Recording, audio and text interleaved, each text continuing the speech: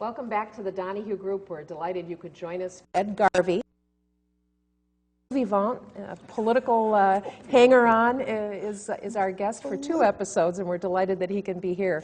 Joining me as well, Ken Risto, King of Social Studies for the Sheboygan Area School District. Tom Pineski, Professor of Mathematics at UW Sheboygan, and I'm Mary Lynn Donohue, Simple City lawyer. And Ed, we're absolutely delighted that you could join us. You're in town for the Democratic Party dinner, I understand. I am.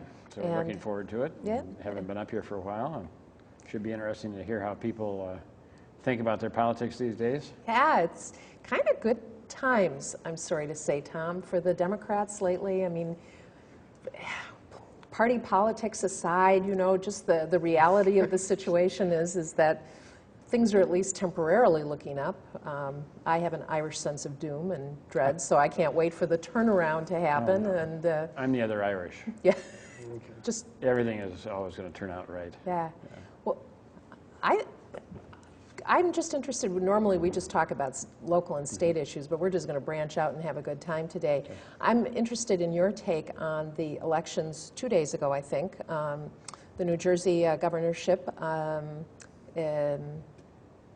Virginia. Thank you very much. Yes, Virginia. There was a governor's race. Yes, there was a governor's race. Well, are happy times here again? Well, happy times, but let's just take a look at this. John Corzine, who is now going to be governor, when he ran for the Senate 5 years ago, spent $59 million for that seat. I said for $59 million, he could have purchased the entire Senate. I don't know why he stopped at 1 seat. I think he spent over $40 million running for governor. We have Mayor Bloomberg of New York, who spent over $100 million to be reelected to the mayor. The governor of Virginia, I'm not sure how much was spent, but it was a very expensive race. What's happened is that money has so distorted the system that you can't even be happy, because unless you're a multimillionaire or billionaire, or you're willing to go out there with a tin cup and go for those corporate contributions, you're out of the game. So while I'm happy that Virginia will be in the hands of the Democrats and that Corzine won, who's a good man, the fact is there's something so fundamentally unfair about it, given the money. I mean, Herb Kohl is up for re-election this next year. Nobody's going to run against him because he'll put whatever it takes in order to win. So if you're putting $6 million, $10 million, $15 million into the race, nobody can come up against you. I joked when I ran against him in '88 that his TV commercials were so good I got confused and voted for him in the primary. So I think the problem we have is that money has so distorted things that even the Schwarzenegger defeat out in California with those 4 initiatives, hundreds of millions of dollars spent. And so the people get left out of this process. I mean, it's really quite dramatic. Now, that's the national level, though, but you wouldn't say that about the local level, like city politics. I mean, well, of course, Bloomberg was city politics, but that was New York City. He was a See, but he's never been to Sheboygan, or he would have run for mayor here. Yeah, but I mean, it's a lot of street signs. The county. We just had there was an election where an 18-year-old high school kid ran on a write-in and became mayor of some city, and I think it was. That's the fun part. That's what politics used to be. But that was local kind of. Everybody would have a chance. Yeah, everybody has a chance. Yeah. I was at Gaylord Nelson's memorial service, and I couldn't help but think that Gaylord could not win an election today. Proxmire couldn't win. Castamar couldn't win, because the amount of money that goes into those races is so astounding that. And Gaylord wouldn't do it. I had an interview with him several years ago, and when I said, what do we do about campaign finance? He said, tell the Democrats to put the tin cup down and take no money from anybody. And he said, they'll lose the first election, they'll win everyone after that. We've got to do something, because the kind of people who are willing to run for statewide office or for the Assembly or the Senate is sinking. So you go to the legislature today, and it's reminiscent of Lord of the Flies. Well, I did not really give you a very good introduction, Ed. But what do you mean, a political hangers-on? That would be better than saying thrice defeated poor cat. It'd be a bon vivant. She put you up there, then she kind of knocked you down. Just But Ed, you've been a practicing lawyer as well as an unsuccessful political candidate, and I've been one of those myself, both lawyer and unsuccessful candidate, and you weep for a while and then pick up and move on. But you've also been instrumental in the formation of one of the more interesting and lively, as far as I can see, political, I don't think you call yourself a party, but the Fighting Bob party is, to me, lively, interesting, challenging. It's what politics ought to be, and I think we can all probably agree about that. Tell us a little bit about how Fighting Bob came together, and I think campaign finance issues are huge in the platform, but there are other things as well. Well, a group of us got together after the Perrier fight, where we stopped Perrier from coming in and taking the spring water and bottling it up and selling it for hundreds of millions of dollars.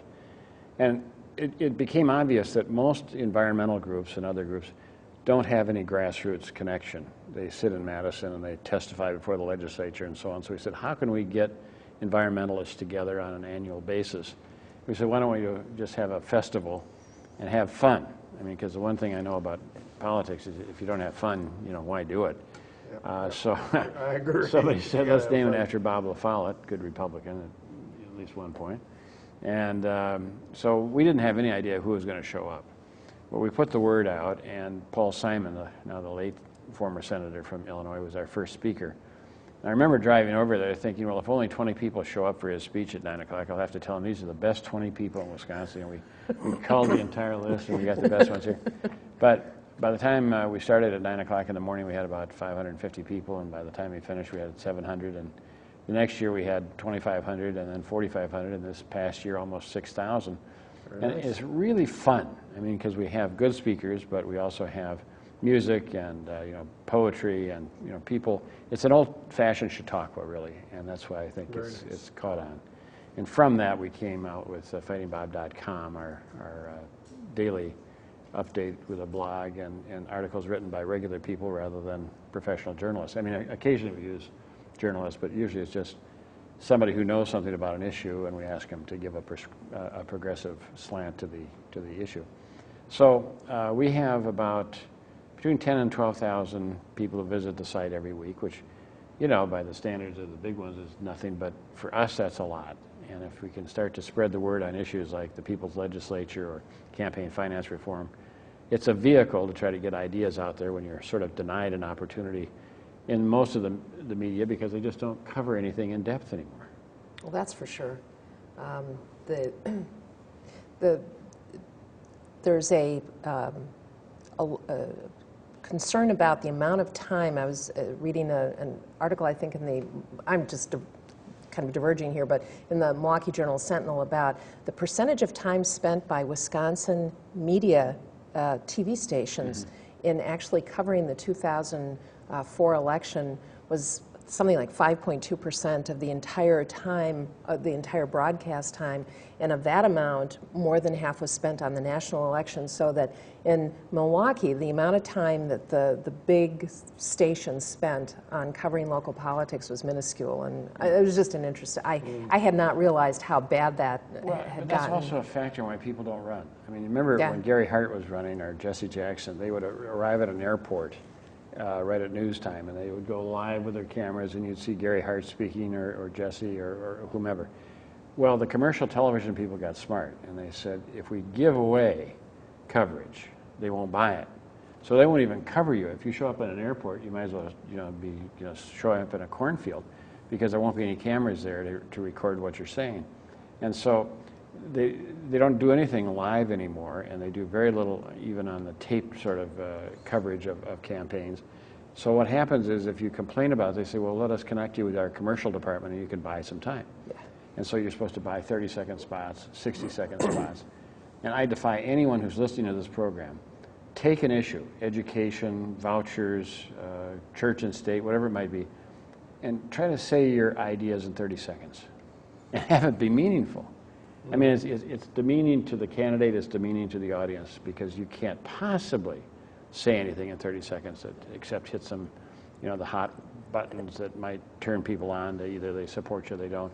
It's easy if you're going to handle something like abortion, you're pro-choice or you're pro-life or whatever.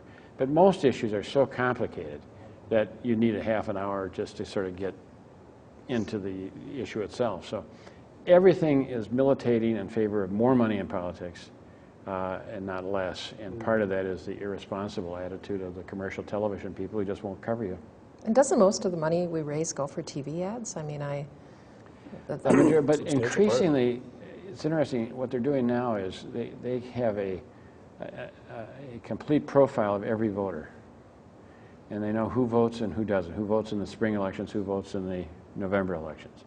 They know where they live, they know where they work, they know their income, they know their zip code, they know probably their insurance, they may know their health records.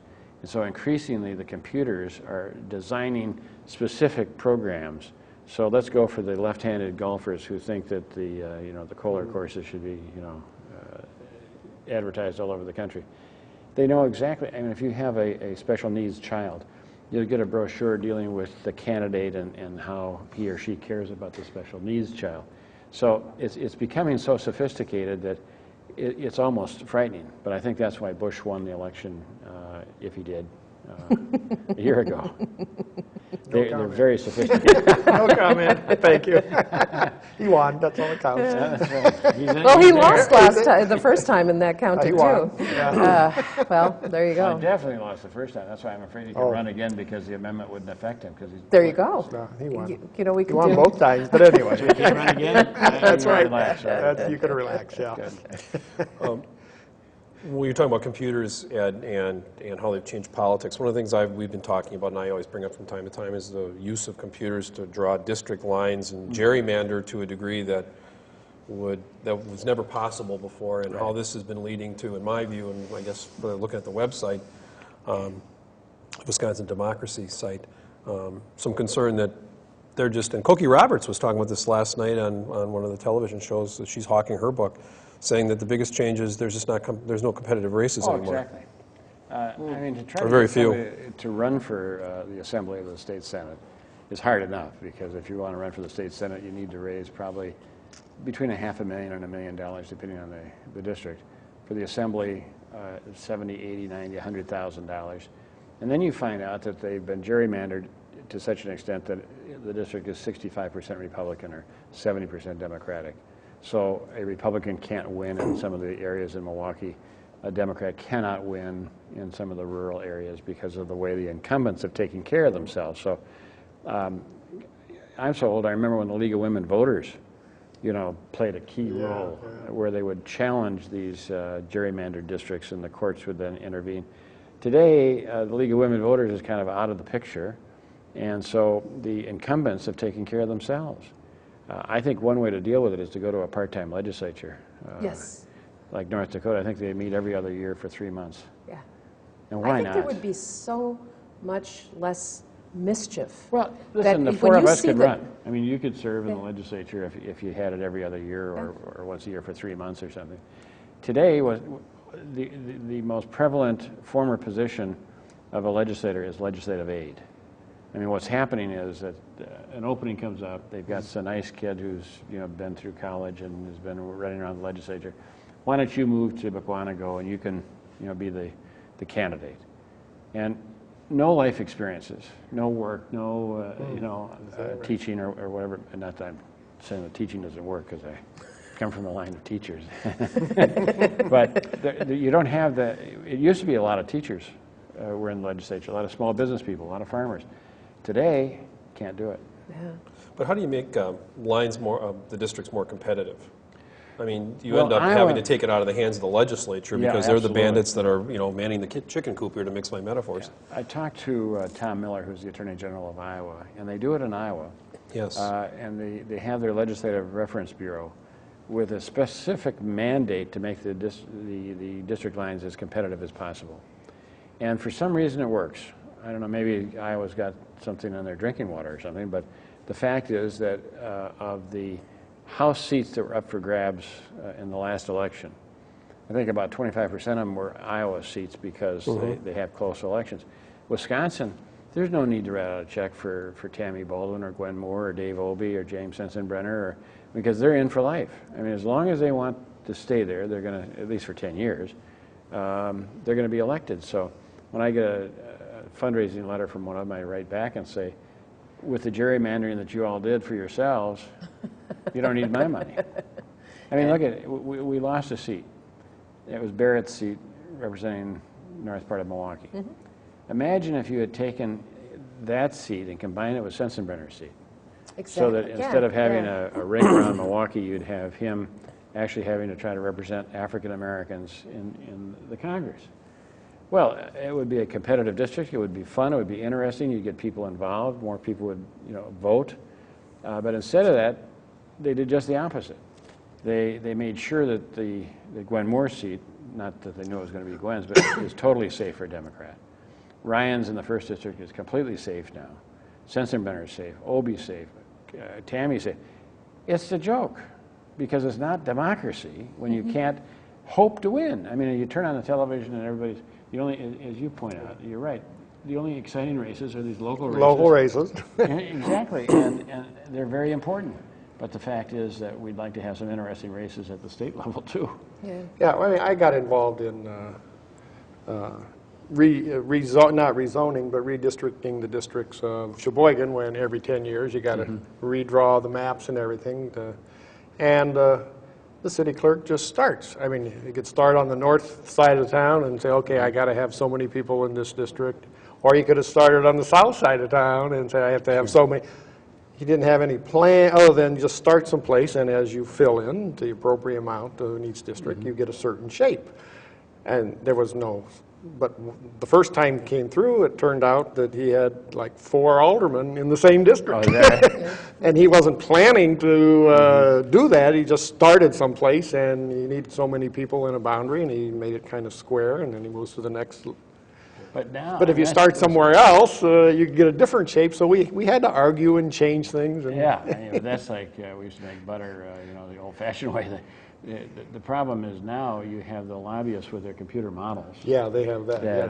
They're working with the legislators and saying, this is what we want. So you get the Republicans working with the Wisconsin Manufacturers and Commerce, Democrats working with the teachers union or someone. And so you've got these competing computer models. Yeah, that's true. All designed to slant the election so that you have safe seats. I remember one time I went out to WEAC, the teachers union, and I said to them, why don't you work for competitive districts? Well, you would have thought that I was asking them to give up their certification to teach. Oh, yeah. And they said, what do you mean? I said, well, Exactly. if they were all competitive, imagine the interesting, well, they said, but, that's too dangerous. Because if you, now there may be 5 seats that are up for grabs. In the old days, there's fascinating political character out in California, Phil Burton. Yeah. And, I mean, this guy... He knew how to redistrict. He really did. But what he did is he had a bunch of safe districts, but he also made sure that there were a bunch of competitive districts so that there was still enough in the mix that the parties would stay vital. Because political parties, really, when they're that safe and that secure, there's not a whole lot of new life coming in and so forth.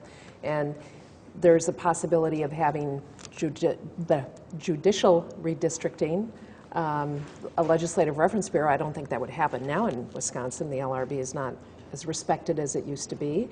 But it would be interesting if there would be just some way. And we've talked often about how good it is to have competitive races, and those of us who've been running, of course, except in my race. There's nothing wrong if I'm unchallenged, but it really is it's a hard part.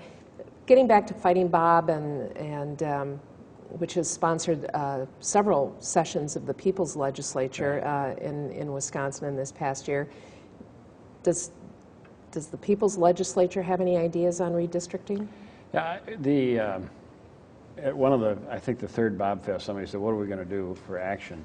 So I said, why don't we have our own legislature called the People's Legislature instead of the Lobbyist Legislature? And so we called for a meeting in Madison. And somebody said, well, how many people are you going to have? And I said, 804.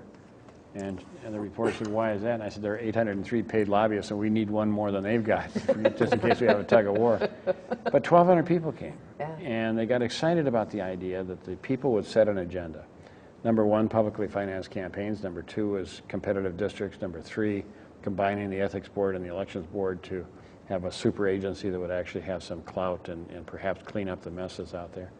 And so we've had meetings in Milwaukee and Cable and Luxembourg and La Crosse, and it's, you know, it's taking hold, and it's kind of grabbed the attention of some of the media that the people would actually have their own legislature.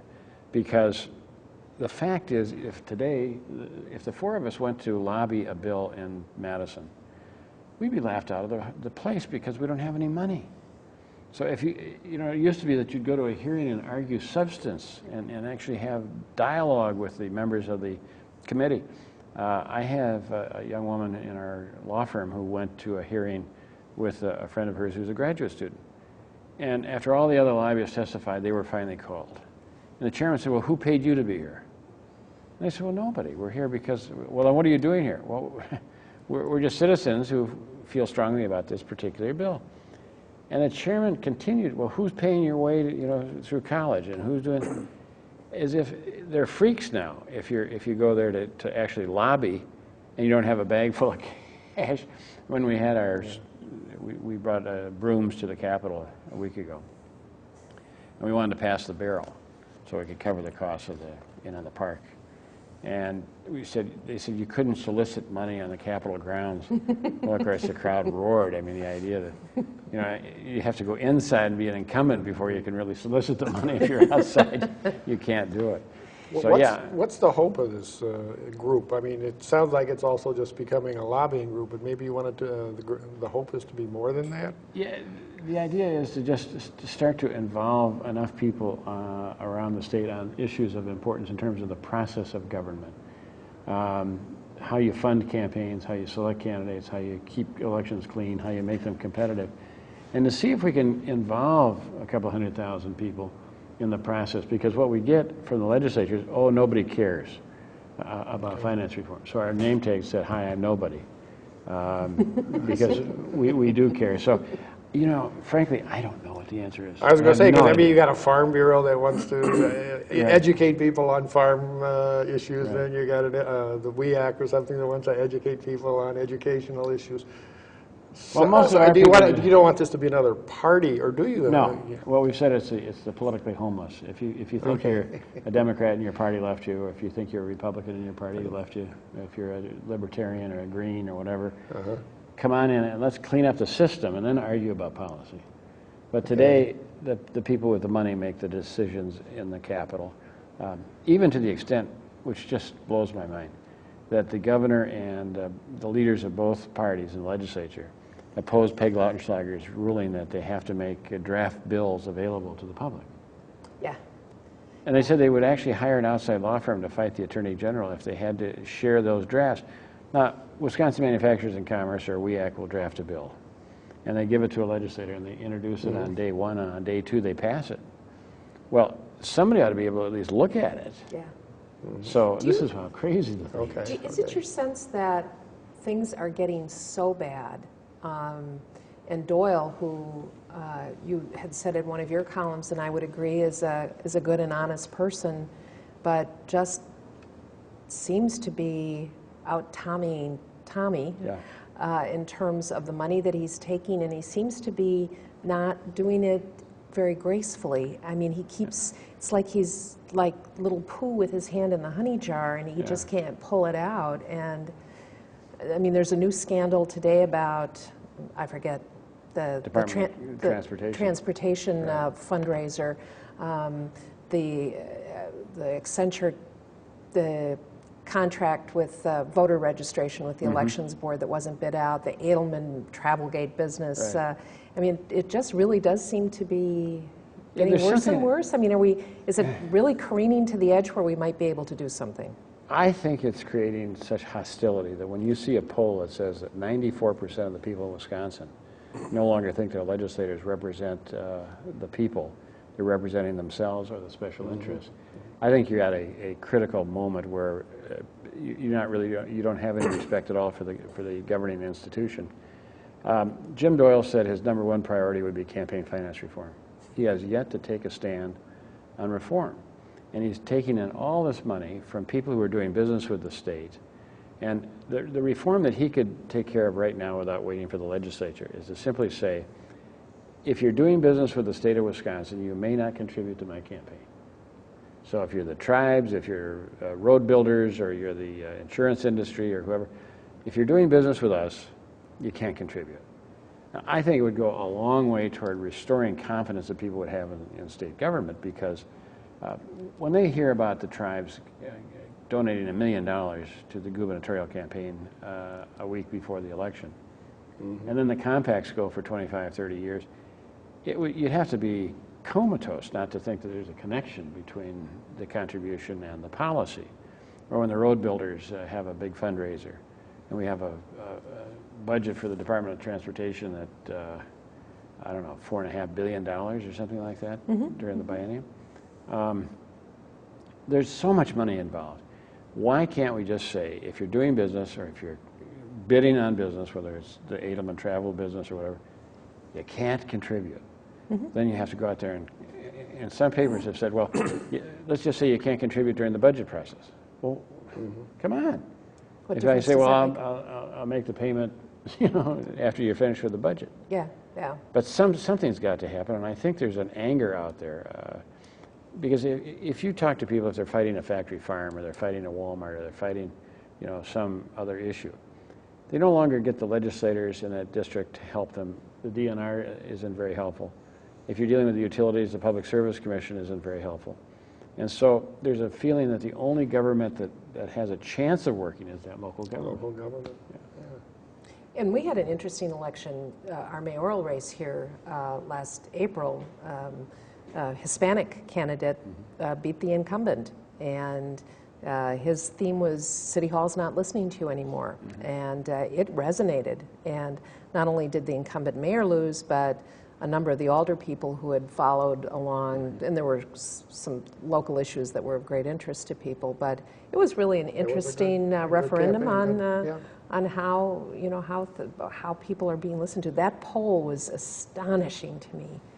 Absolutely, the 94% of people thinking that that their legislators don't. Well, over 90% of the people polled by St. Norbert's say they want campaign finance reform. They want publicly financed campaigns.